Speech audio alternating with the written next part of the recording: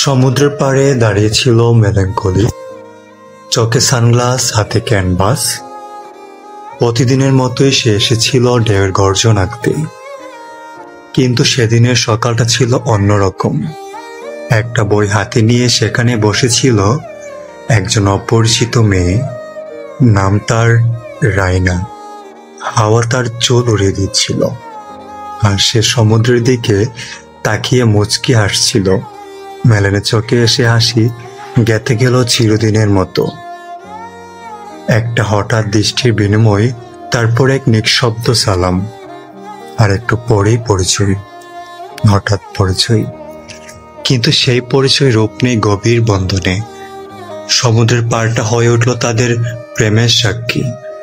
রাইনা কবিতা পড়তো, মেলেন আঁকতো, কখনো হাতে হাত রাখা, কখনো কল্পনায় ভেসে যাওয়া, আবার কখনো শব্দহীন ভালোবাসা।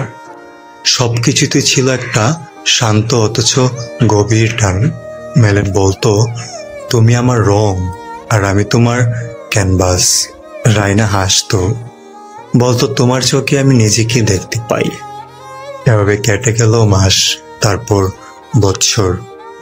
ভালোবাসা তখন যেন শেকড় গেড়ে বসেছে হৃদয়ের গভীরে। কিন্তু ভালোবাসার মতোই হঠাৎ আসে বিচ্ছিন্নতা।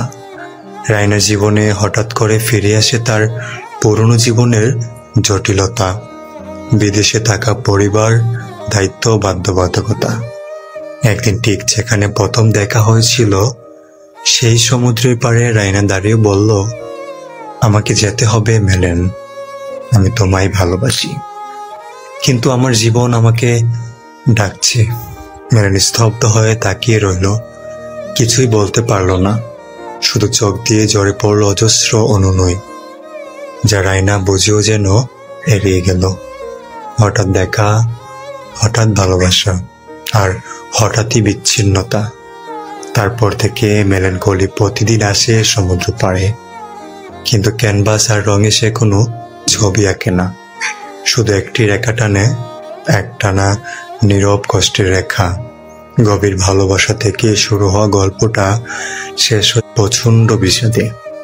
আর মেলানকলির হৃদয় থেকে যায় একটি নাম, রাইনা।